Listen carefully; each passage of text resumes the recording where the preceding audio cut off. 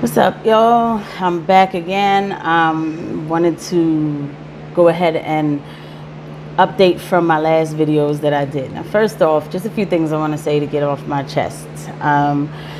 Number one, I want you guys to bear with me. I've bought like every audio visual gear. Like, I'm really trying hard to make this look the way I want it to, like with the microphone, with the camera, I've gotten webcams, I've gotten all kinds of things because I want to be able to like split screen and show y'all what I'm looking at, things like that. But I'm still trying to figure it out.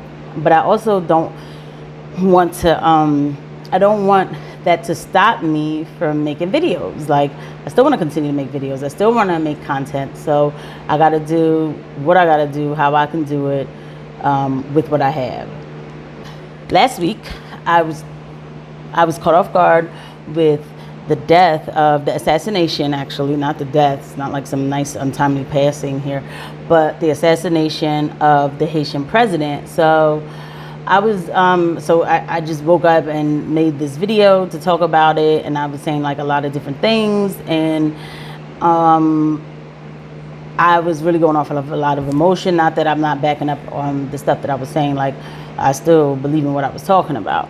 So for a lot of people who don't know, like, Haiti has uranium in their soil, and with the, like I said, with the metal that's so valuable, like uranium, there's no reason why any person in the country of Haiti is going hungry, like, period. There's no reason for that. But the chaos and the corruption allows that to happen, and the uranium gets sucked out. Now, just to recap, I thought that was like the main reason, but now, like, just looking at things and how they're going, just to keep it quick, it might have been because of the Cove, and it might have been because of he didn't want to give jabs. I don't know. Of course, everything is speculation, but there's a reason. There is a reason that this happened. This isn't like it happened for no reason. You don't just, this happened for a reason. So, and it just seems kind of coincidental to me that he was saying, he was on the news saying that he doesn't plan on distributing the jabs because he felt like Haiti was a country that didn't need it, that responded to the Cove in a different manner than other countries. And he was talking about natural remedies, things like that. And of course, last week he was assassinated, and whether that was the reason or not, I'll say this. I feel as though it was convenient, because a week later you got a shipment of 500,000 Cove jabs coming from USA to Haiti yesterday.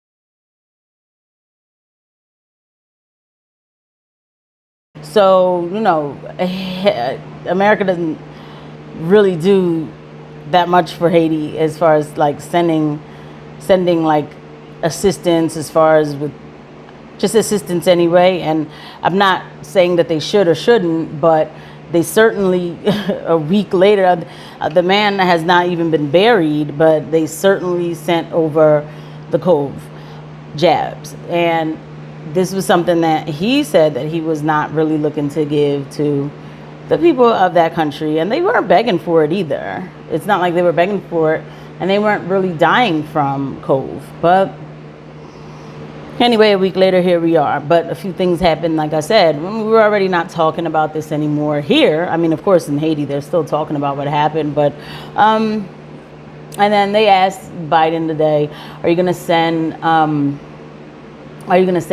the army over to help Haiti? And I was already annoyed of that question. Like, please don't even ask him that question. The man looks down on Haiti, and he does. But he was like, no. He's like, like, no. And that's fine, because you don't have to. Because really, Haiti should have had itself together already, where we shouldn't have to, they shouldn't have to rely on any other country. But it is what it is. Of course, there will be turmoil. Like I said, we've moved on mainstream from it. It lasted longer than 72 hours, so I'll at least say I was wrong about that.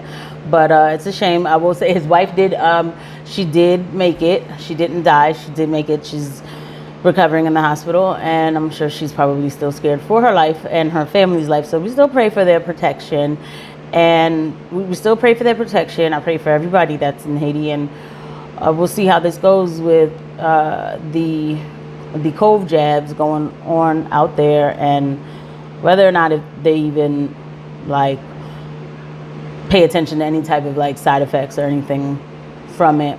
Probably not. They probably won't. But it's a lot of this is a shame, and it still upsets me. It does. But what can I do?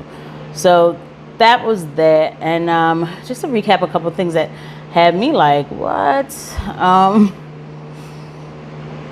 Last week, was it last? Yeah, I think it was a couple of days ago. The Biden administration was really excited to tell us that they wanted to work with our SMS carriers about COVID misinformation through text messages, which of course now they are already fact checking on USA Today and everywhere else, because everybody fact checks everything and tells you that everything is not true. And when they tell you it's not true, it's like you're crazy for thinking it, and then a year later, the same thing that you were told was not true is now a possibility. All right, let me just read at least a little bit of what USA Today was saying, and that's why I wish I had like the split screen thing going, because then I can show y'all what I'm looking at. But anyway, USA Today. All right, what was put out in the Politico report? Biden allied groups, including the Democratic National Committee, are also planning to engage fact checkers more aggressively and work with SMS carriers to dispel information about vaccines that is sent over social media and text messages, Politico wrote. So when you read something like that, they're checking your text messages. I mean, people send information through text message, because I haven't gotten anything else except for what I've heard from people, other nurses, through text message. It's not like there's some big company sending false vaccine information through my text message. I've never had that happen. So of course it's fact check, the falsehood, of course, and unfortunately the person who said this was Tucker Carlson. So you know how they don't like him anyway. So once somebody says, once somebody that is not like mainstream says something, it's automatically it's not right, it's wrong, it's racist or whatever. But, it's fact checked. The DNC isn't monitoring private messages, and Biden isn't involved. They said the claims are false. And of course, the DNC has no ability to access or read people's private text messages, and we're not working with any government agency, including the White House, to try to see personal text messages. When the DNC Counter Disinformation Program receives complaints or reports of fraudulent broadcast SMSs that we believe violate the text aggregator's terms of service, we notify the broadcast text platform to help combat this troubling trend. This is not a trend. I know I talk to so many people. Maybe I'm wrong. Comment below. Oh, like and subscribe too. I'm going to start saying that, because I appreciate everybody who watches, but the more people like and subscribe and hit that notification bell and all that, it helps with the algorithm, and then other people can see this stuff on YouTube as well. But anyway, so I've not heard anybody say, oh, yeah, because I'm receiving fact checks about, I'm receiving information about the jab through my phone. Never, no text message like that. And let me tell you, my phone, with the robo-text, I get everything, which is very annoying. And I haven't gotten that. So, and no, it's not because, Biden already has stopped that, the administration has stopped that from happening. No. But what I will say is, when they say they have no ability to access or read people's private text messages, that's a complete lie. That is a complete lie. Like, we know that's a lie. Patriot Act, we know that's a lie. There's paperwork coming out that has come out with the strategies of detecting a domestic terrorism, terrorist, whatever. And they talk about looking into people's stuff even in that. So that's a complete lie. Like, they look at your emails. Everybody, that's not even a conspiracy. I mean, that's like low level stuff at this point. For how long we've known that, yeah, we're definitely open and subjected to having our emails and everything else being watched. We're definitely subjected to that. I mean, that's before we even thought about Cove. So when they say that, that's even a lie. So to be honest, and then they're like, oh, we're not doing it now. We're not doing that now. But yeah, nobody said you were doing that now. You said you're planning on it. So who knows? I wouldn't be shocked. I would not be shocked, because in the name of censorship, in the name of dispelling misinformation,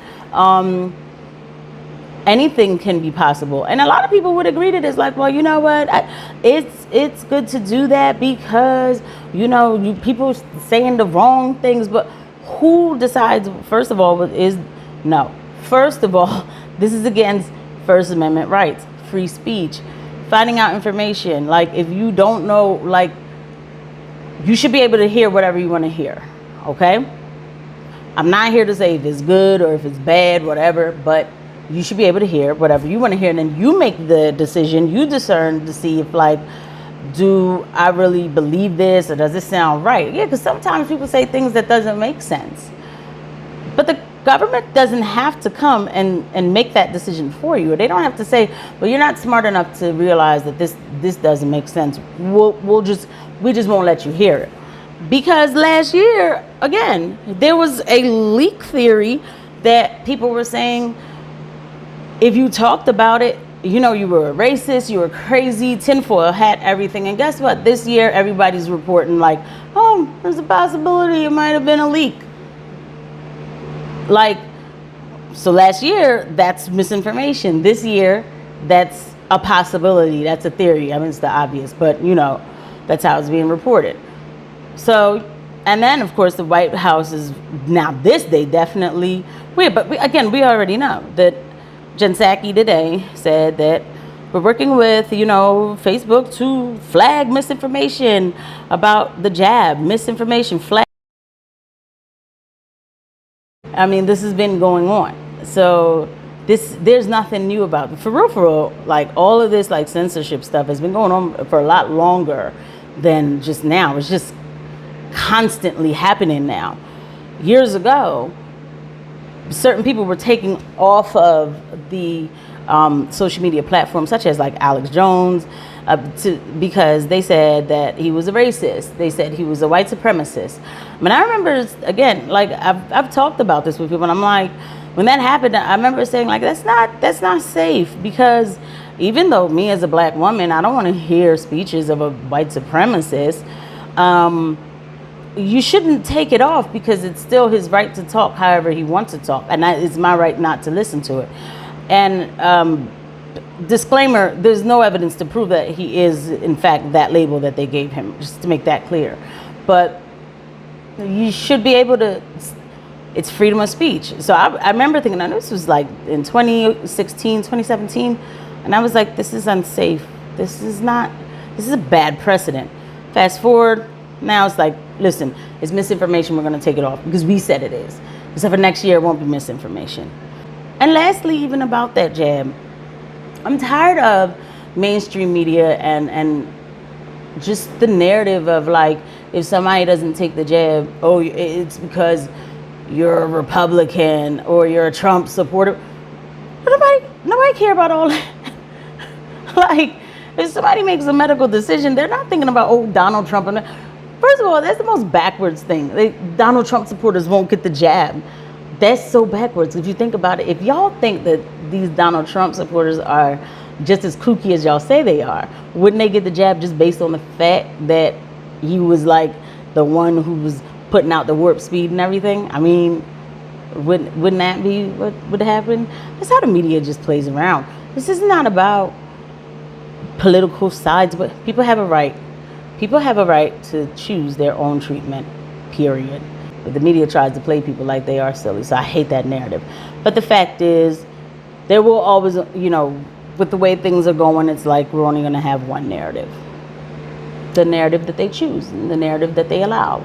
You have to stand for these freedoms, freedom of speech. You have to stand for these God-given rights, even when it doesn't fit your narrative, because you got to set the precedent that this is not right, this is wrong. But it's happening.